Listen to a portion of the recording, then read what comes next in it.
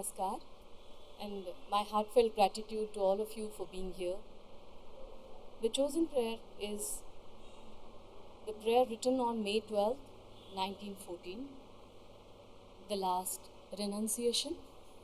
In the prayers and meditations, the mother narrates her experiences on the spiritual path and throws light at every step, at every up and down. She reveals to us the deep truth which the Vedic rishis perhaps experienced, that the night and day, there is a night and then there is a day and then again there is a night.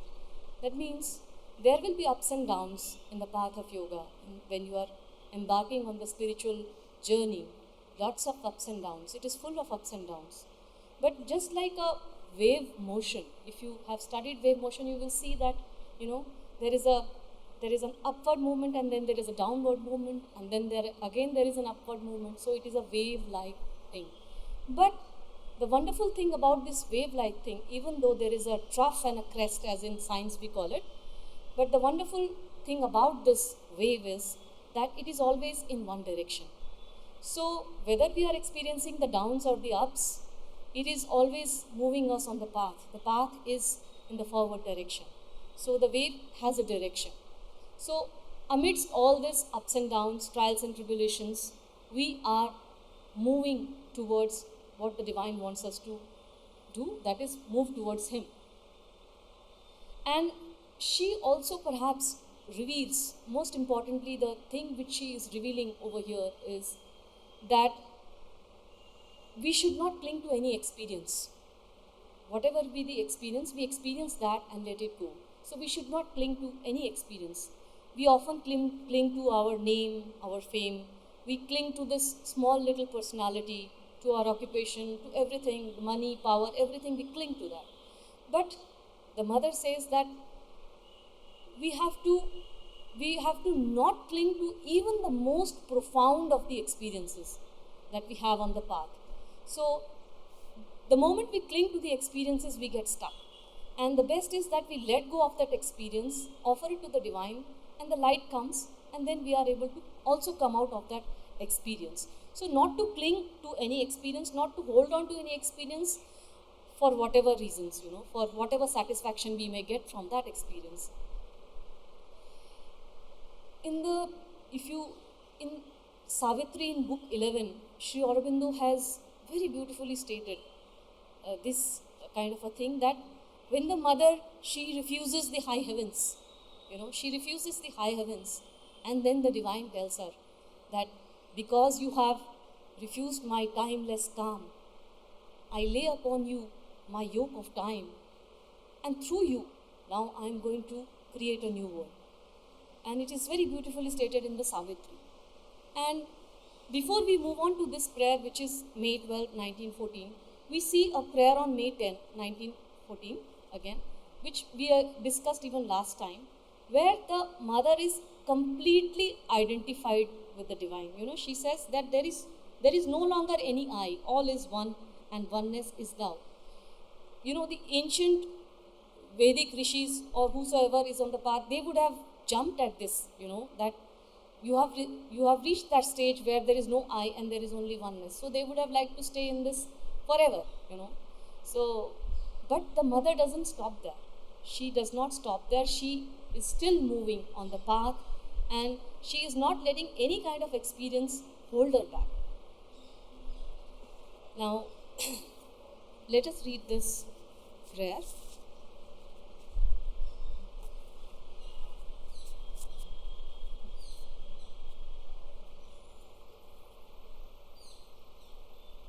More and more, it seems to me that we are in one of those periods of activity in which the fruit of past efforts becomes apparent. A period in which we act according to thy law, in the measure in which it is the sovereign controller of our being, without having even the leisure to become conscious of the law. This morning, passing by a rapid experience from depth to depth, I was able, once again, as always, to identify my consciousness with thine, and to live no longer in aught but thee. Indeed, it was thou alone that wast living, but immediately thy will pulled my consciousness towards the exterior, towards the work to be done, and thou saidst to me, be the instrument of which I have need.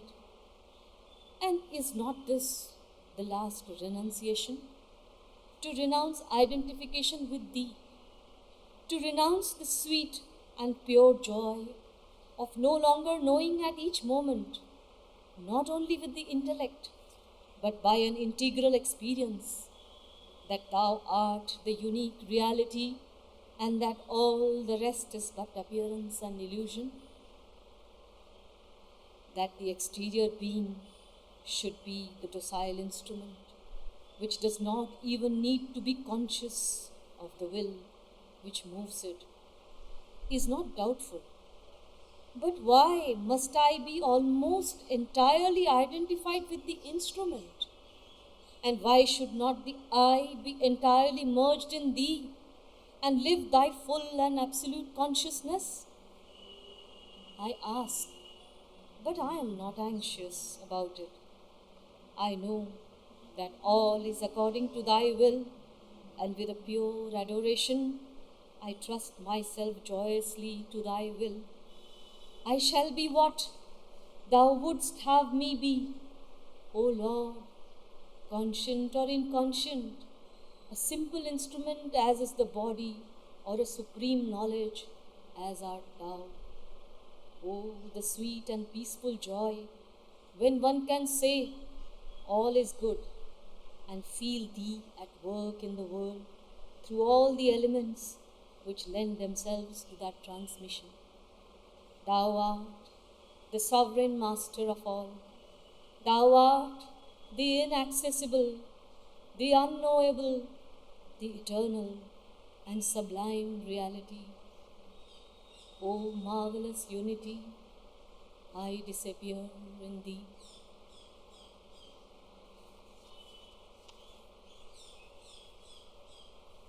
So in the very first paragraph, the mother is saying that more and more it seems to me that we are in one of those periods of activity in which the fruit of past efforts becomes apparent. Here, in the path of yoga, there is a period of intense aspiration, there is a period of trying, and then there is a period where we receive. So in that period of aspiration, it is followed usually by the period of receiving. And when we are sometimes it happens that we are aspiring and we are aspiring and we are aspiring and nothing happens.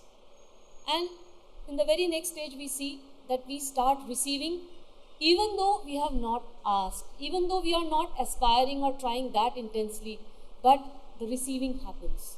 So there is a period of intense aspiration where there is a rise of the consciousness, and there is a period, it is followed by a period of receiving. And the mother says that, it is so wonderful that sometimes things just go on happening. Things, we want the divine, we are calling out to the divine, but things start happening on their own. And we are receiving.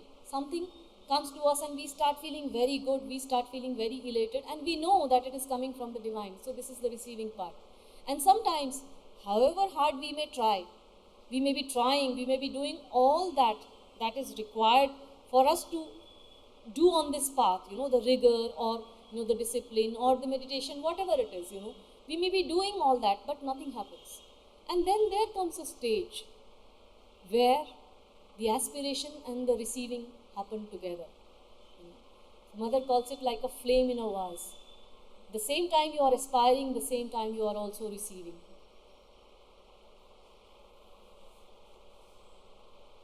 This morning, passing by a rapid experience from depth to depth, I was able, once again, as always, to identify my consciousness with thine and to live no longer in aught but thee. So she is talking about that absolute consciousness where she has reached, and She's feeling very good about it with dying. And indeed, it was thou alone that was living. But immediately, thy will pulled my consciousness towards the exterior, towards the work to be done. Now, here's something we have to understand. There are two things. One is the identification with the absolute consciousness. The absolute consciousness is there. And there is another thing, which is identification with the instrument. So these two things are there. So when we have to make ourselves ready for the divine service, we have to step out and we have to come out of that absolute consciousness, come into the physical, and indeed that stepping out is necessary. Otherwise, what we will do is we would be sitting, and we would be happily sitting, and we would love to contemplate, and the work that needs to be done would be left. So if we have to work, and if we have to offer ourselves at the divine service to be an instrument, we have to step out into the physical and do that work. And this is what she is talking of, that she is reveling in that absolute consciousness. She has reached that stage, but at the same time something pulls her out, and she gets a command. There is a command for her. So she is immediately pulled out of that consciousness, and she is thrown out into the exterior. And then there is a command: be the instrument of which I have need. So she is getting the message that she has to step out into the physical, because the physical instruments also have to be transformed. And we see here something very different is happening. Usually when we talk of renunciation, we are talking of renunciation of the outer for the inner. But here, there is something very different which is happening. It is almost the reverse that is happening over here. And if you also look at the mother's life, when she first came to Pondicherry, and when she first met Sri Aurobindo, she was already evolved when she came. She had already that absolute consciousness, driven by that absolute consciousness, she had come to Pondicherry. But when she met Sri Aurobindo, she let go of all that she had achieved on the path, spiritual path, and she just turned into like a new leaf. She became totally blank for the divine to write everything again, for the work that needed to be done. So this was the first stage. And then when she actually came to Pondicherry and settled, she would not come out of her room. She would be in contemplation, and she decidedly remained in her room. So one of the disciples of Sri Aurobindo, Amrita, he asked Sri Aurobindo, he said that, she is a great yogi, but she doesn't come out, she does not give meditation to all. What is this? So then Sri Aurobindo explained that one day, impelled by the divine love and the divine service, she will come out. And that indeed will be a great day. So this is an example from her own life, that she was into that contemplation, and then she had to come out.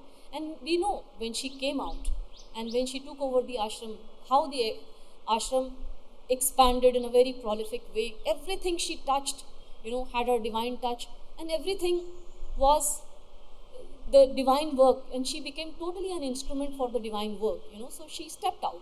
She stepped out into the physical so that the divine work could be carried out. And even if you see in the life of Gautam Buddha, he left everything and he went in search for the divine, and he found that absolute consciousness. He attained that state of samadhi, or very popularly called as nirvana. So again, why did he? When he attained the stage of nirvana, nirvana is a stage where there is no one and nothing. He had no need to come out of that. So why did he come out? And in this respect, I think Buddha has often been misunderstood. He came out, he could have stayed in that samadhi, but why did he choose to come out and give that eightfold path? He came out he realized that there are many thousands who are still not able to express the divine, though there is divinity here in the world, but it is not getting expressed. So whatever he had attained while in that state of samadhi, he just wanted to transfer it. He just wanted to, he wanted to become the mode of transmission for that, so that these beings who are in the darkness could take a step forward. So out of compassion, he came. He had no need, but he still stepped out. And so he renounced that state, and for Buddha it was like he already was aware that he is meant to be the instrument of the divine, and he used everything that he had, the speech, the feet, whatever he had, to express and to share with others, to direct others as to what is the path of enlightenment by giving that eightfold path. So, be the instrument of which I have need. And is not this the last renunciation? To renounce identification with thee, to renounce the sweet and pure joy of no longer distinguishing between thee and me, the joy of knowing at each moment. Now, when there is this kind of a complete, you can say there is the absolute consciousness, and there is also the identification with the instrument, in the sense that one is aware that it is the absolute consciousness which is working through the instrument. But she is asking that question, why do I have to leave it completely? Why is it that I should not be aware of the absolute consciousness and then work on the instrument? But then she lets go, She, mother being mother, she is saying, I ask, but I am not anxious. And she is saying, to renounce the sweet and pure joy of no longer distinguishing between thee and me, the joy of knowing at each moment, not only with the integral, but by an integral experience, that thou art the unique reality, and all that the rest is but appearance and illusion. She says, why can't it be that I have this absolute consciousness and I experience this joy that you are there and you are guiding this instrument that is me and doing all the work?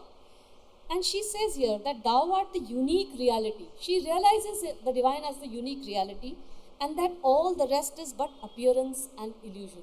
So here there is a kind of a thing, why she is using the word illusion. This is very interesting, She is using the word, she says that the divine reality is there, but it is an illusion, So there is something. She is not saying, that means the reality is there, but it is not expressed, Even if we go into the root of the word illusion, we see that illusion does not mean that that something is not there and we perceive it as reality. It means that there is something, but it is distorted and it is not finding the full expression, and that is illusion. If I may take the example of Shankaracharya's analogy, the rope and the snake analogy. The rope is there and we think it is a snake, which happened with Tulsidas ji, When he first got married, he was so besotted with his wife, he could not stay even a single day without her. And one day she had to go to her parents' house, and he can't stay without her. So he rushed in spite of the rain and thunder and everything. It is dark, lightning is there. And from the balcony he sees a rope hanging. And he wanted to meet his wife so much, he thought that this is a rope. And he climbed, holding that rope, he climbed onto the balcony and went to meet his wife. So, but later on he saw that it was a snake, So there is something, but we are perceiving it as different, something different, it is not reality. Or vice versa is also true, that there is a rope and we see it as a snake. So this is the analogy. So the divine reality is there in the world, it is very much there, it is very much present. But with our limitations, we don't see the fullness of it, we don't see it as we should be able to see it, So it is not getting expressed, and that is why the mother uses this word illusion, because it is not reality, It is an illusion, and because it is anritam, it is not the truth, And then she has this command, and you see in this, she's asking a question, The yoga of transformation is still going on with her. We are seeing this, she wrote in the early part of 1914, May 1914, she wrote this. So the yoga of transformation is still going on. Though she is already enlightened, she has that absolute consciousness also. Yet she is questioning. Now, The command comes that you have to leave and just be the instrument. You have to renounce even that absolute consciousness. And she is asking this, that why is it that I have to be completely identified with it? ऐसा क्यों हो रहा है कि I should not have even a bit of that absolute consciousness to tell me that yes, this is the instrument and this is the work that needs to be done. Why? So this is she's asking the question, is this not the last renunciation? To renounce the absolute consciousness, to be fully identified with the instrument, So, and she, she says, but why must I be almost entirely identified with the instrument, and why should not I be entirely merged in thee and live thy full and absolute consciousness? Then she says, I ask, but I am not anxious. So she has this realization, and she is, in the next part, she is saying that whatever you ask me to do, you are the divine reality, you are the divine master, and if it is your command, then I shall accept it. I shall accept it with joy, knowing that it is your command. You want me to be like this. So she is ready to be what the divine wants her to be, even if the divine wants her to be identified only with the senses, the mind, the body, and let go of the absolute consciousness to work in the physical world. She is ready to do that. She says, if you want me to stay in this absolute consciousness and then work, I will gladly do it. If you want me to go into the depths of the inconscient, and I am ready. I would do whatever you are asking me to do, whatever is the command, because I know it is your command. You are the divine reality. And if there is some need that I need to become the instrument, I will gladly do that. And now we see perhaps why the mother, when she started working in the physical, when she started working in the ashram, why she was able to reach out to the inconscient and the subconscious very easily. This is perhaps the reason, because she completely let herself become the instrument, renouncing even the joy and that state of absolute consciousness which she has achieved. And because she has achieved that absolute consciousness, she knows that it is the absolute consciousness which is going to work through the instrument also.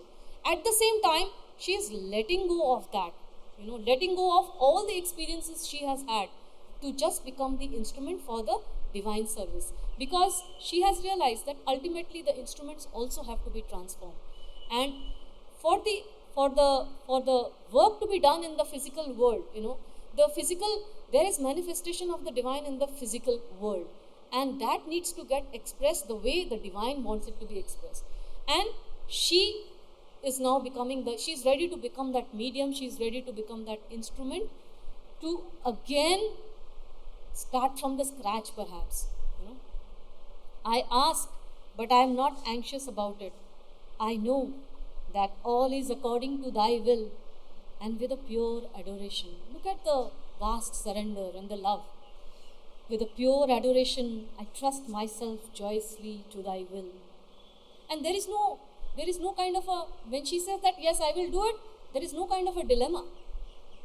She's not anxious. She knows that she will be able to become the instrument totally. And again, she knows that even by becoming the instrument, it is the divine that she's working for. So, I shall be what thou wouldst have me, O Lord, conscient or inconscient, a simple instrument as is the body, or a supreme knowledge as art thou. So it makes no difference. Whatever you want, I will do. Oh, the sweet and peaceful joy when one can say, all is good, and feel thee at work in the world through all the elements which lend themselves to that transmission. So here now she is saying that it is such a state of such peaceful joy, and here she is giving a mantra. And that mantra is, all is good. When we know that all is for the good, then what is there to fear? Everything that happens will be for the good. So this is a very strong, powerful mantra which the mother is giving. And Sri Aurobindo, in his synthesis of yoga, he has mentioned this as Kalyan Shraddha, And in some of his Bengali writings, Sri Aurobindo does remark that the divine is Mangalmay. Bhagwan Mangalmay hai, auspicious. And whether we see, whether our human eyes or our human intellect sees it as the good or the evil, it is only for the good that the eternal will can work, that the eternal will can act. This is again mentioned in Savitri. Only for the good the eternal will can act. So all is good. So the mother says, if it is for, she has no hesitation, yet because it is a process of transformation, she does pose this question. And again the answers come. And why the answers come now? It is very, very important to understand that when mother totally jumped into the physical world to carry out, she totally engrossed herself. She became the instrument only for the divine, And at that time, whatever things she touched, whatever things were started by her, any kind of activity which she started, whether it was in the ashram or at the subconscious level or at the higher, at the level of, at a higher level of consciousness, or even when she went and she reached out to people who were in the inconscient, trying to lift them up, that touch was very much there, and that touch is still there, because it started, because it was a direct transmission from her, she becoming the instrument. Sri Aurobindo has said that the mother, in whichever form she is, whether she is in the human form or the divine form, she is the mother, she is the divine. It is erroneous for us to feel that, for the upliftment of the humanity, she has taken a cloak of obscurity and she decided to come to know. She is the divine, working for the divine. And the work which is happening is by the divine, through her. And at every stage in her life, she has been divine, she is the divine. And it is this touch, this divine touch, which she has, and it is only for the manifestation, divine manifestation, she is doing that. So that all that is in the physical world gets transformed. And she, by being in the physical world, becoming the instrument totally, is giving us that touch, that physical touch. So the grace, she is making the grace so tangible for us, that even in the physical form, if we relate to the mother, any kind of material link which she has left, it itself can be the stepping stone, it itself can transform us. So she says, all is good. Then she says, thou art the sovereign master of all. Thou art the inaccessible, the unknowable, the eternal and sublime reality. Now here she is talking of realizing the divine as the sovereign master of all. She knows that he is the master of all works. So it is very interesting. Here, the Karma Yogi realizes the divine as the master of all works. He is the supreme master of all works, and the sovereign master. And the Gyan Yogi, he realizes the divine as something unfathomable, the unknowable, the eternal and sublime, the inaccessible. So here, she is realizing both the truths together, the truth of knowledge and the truth of divine works. And because she has this knowledge, she is totally united with this. She says, O marvelous unity, I disappear in thee. So she is talking of the unity between the outer and the inner, between the knowledge and the works. And because she has reached that stage, so there is a, you can say there is a double identification here. She is identified with the absolute consciousness, the absolute knowledge, the supreme knowledge, and as well as she is identified with the divine who is the master of all works, So she has bridged that. She knows that knowledge and works, there is a perfect unity now in her. And that is why she is able to take this severe plunge, this last renunciation that she talks of. She is able to do that because she has already attained that stage. And now she is ready again to be just the instrument. She says, आपको बनाना है मुझे, you make me the senses, I will become the senses. You may want me to work from the brain, I will do. You want me to work With my body, I will do that, So she is letting go of something wonderful she has achieved only for the divine work. You know, there is a there is a threefold thing which one needs to understand.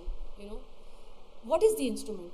The instrument, when we are talking of the instrument, we are talking of something that is working in the physical, okay, in the outer world. So it is the senses, the body, the speech, and anything related to the physical aspect. So that is the instrument. Now, one illusion that we often feel is that I am the instrument. Okay, so I am the instrument, but in this instrument that we are, it is the evolution of nature. It has been given by nature. And the second illusion that we have is I am the worker. So I am the worker, but it is the force of nature that works. It is the nature again that is working. And the third illusion that we often come across is that I am the master of works. But the divine is the master of works. I am not the master of works at all. Neither am I the worker. It is the nature who is working through me. And it is the nature which is evolving that instrument also. And why? Because there is a need for the divine manifestation in the physical form also. Everything has to get transformed. Not only the mind and the emotions and the feelings, nothing. Everything, right from you can say the scratch, everything has to get transformed. And that is why mother decidedly she plunges into it, knowing that if the divine is wanting her to do this, there is a very big reason behind it. And this threefold thing, Sri Aurobindo has explained very beautifully in his, he wrote a passage, Delight of Works. He said, first, know thyself as the instrument. Then know thyself as the master. And then know thyself as the worker. And then know thyself as the master. So, the mother has already reached that stage. She has already reached that stage. And because she has reached that stage, she understands this threefold. She understands why this transmission now has to happen, why she has to let go. She lets go. She is not anxious. She is very confident that it is the divine. Look at the vast surrender. Now, the very big thing, how does one do this? When one has attained that state of absolute consciousness, and one also knows that it is the absolute consciousness working through the instrument, one is totally identified with the instrument, one is totally identified with the works that the divine needs to do. How is it that she is able to renounce and start and become just the instrument without any identification with the absolute consciousness? It is only because of the vast surrender, and the vast surrender is because of the pure adoration and the love. So there is love, there is surrender, and there is this divine works. She has been able. So love is the link between the absolute consciousness and the divine works that need to be done. So, because she is love personified now, she has bridged that gap. And she decidedly becomes the love. And anything she touches with that divine love is ready for transformation. So she is renouncing the gains of the moment for a bigger truth that is yet to dawn. She is renouncing the absolute consciousness and ready to be just identified only with the instrument and for the divine service. And this completes love. What is love if it cannot translate into acts of divine service?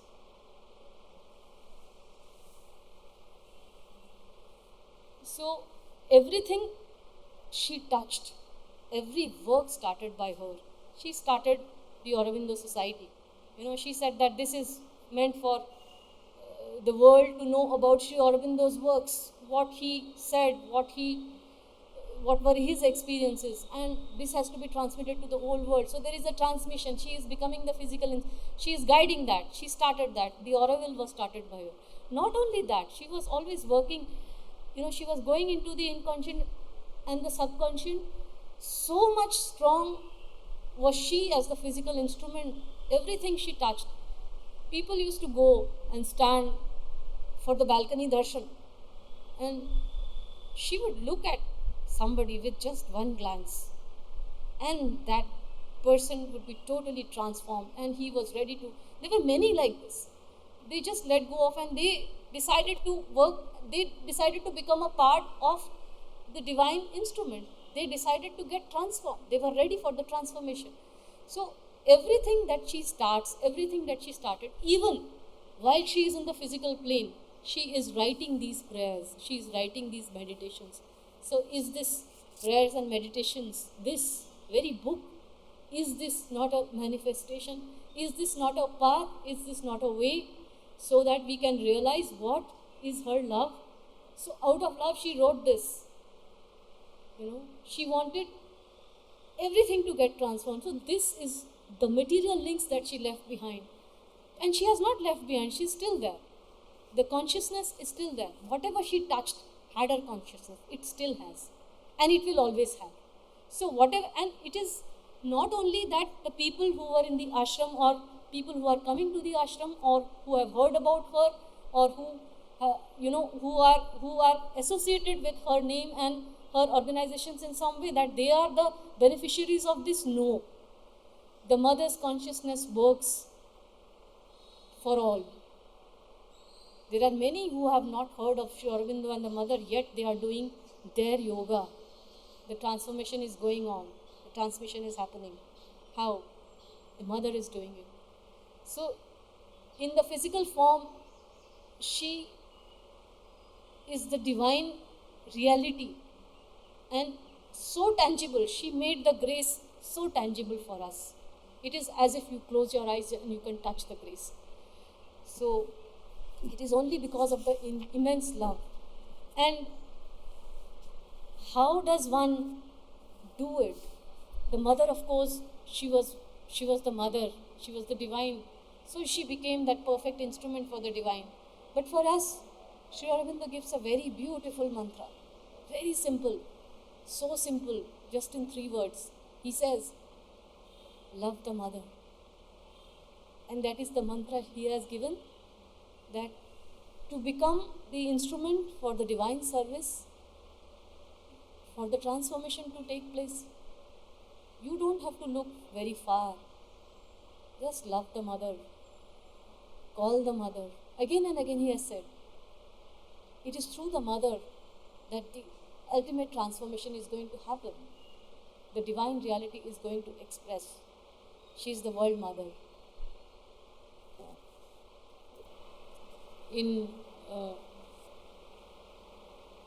After the mother left her physical body, so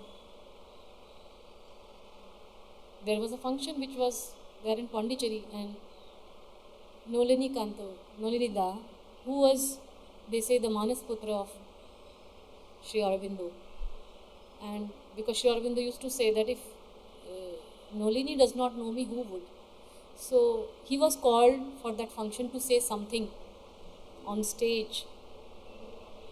And he just stood there and he repeated the same mantra which Sri Aurobindo had given.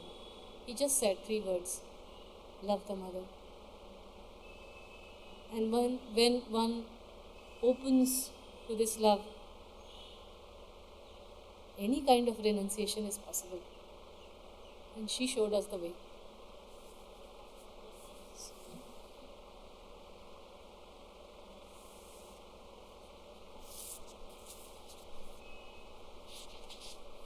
I would like to read out something which I spoke of. And, Savitri, she refuses, the mother, she refuses the high heavens. And Sri Aurobindo says that, okay, now through you, because you have refused, you are ready to let go of everything and become what I want. So through you, I am going to create this new world now. So the new creation, and it has started. He says, but since thou hast refused my nameless calm and turned from my termless peace, in which is expunged the visage of space and the shape of time is lost, I lay my hands upon thy soul of flame.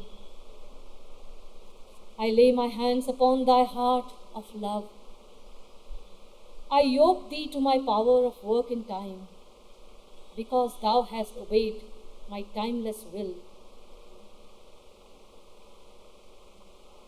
Because thou hast chosen to share earth's struggle and fare, and leaned in pity over earth-bound men, and turned aside to help and yearned to save, I bind by my splendid yoke upon thy soul. Now will I do in thee my marvelous works. And that is why perhaps the command comes to the mother, and she is ready for that. And the divine is ready to just be that, He says, you are the divine in the physical form. You fear not. You don't have. So she knows this, that realization is there. And the love she has for the divine, the surrender, the vast surrender which comes even after the, unity with the absolute consciousness. And the mother herself, Savitri, in the last chapter, book 12, she says, no, she has revived Satyavan. Satyavan is the divine soul who has fallen into the nether and of ignorance, and so they return. And at the same time, she had asked for a lot of boons for the family. Dyumatsena, Satyavan's father, he gets back his lost kingdom. He's symbolic of the mind, fallen mind. So Dyumatsena is asking Satyavan, and he's telling Savitri, what took you so long? After he's got back, and he's very elated, he wants to share this. So he says, what took you so long? And then Satyavan tells him, lay all on her. She is the cause of all. She is.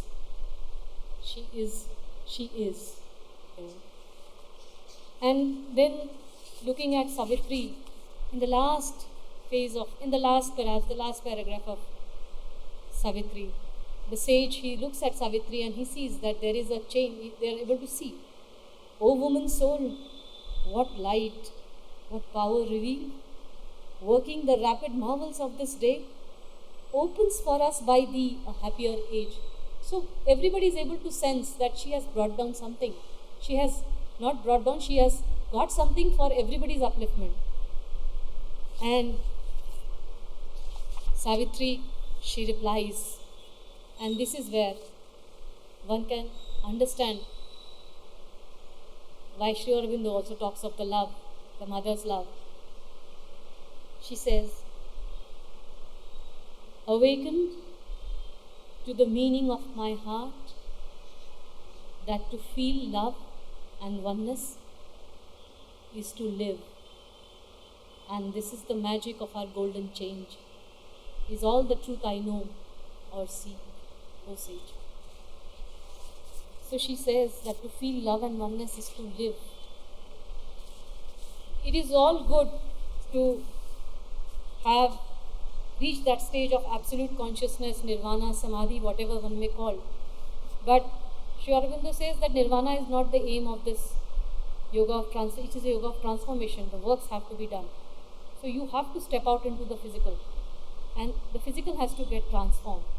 So it makes no difference whether hundreds and thousands of people attain nirvana. It makes no difference to the divine. Where it makes difference to the divine is the divine works, the work which the divine wants to be done in the physical world, the work, so that everything can be transformed into the divine. This is the work.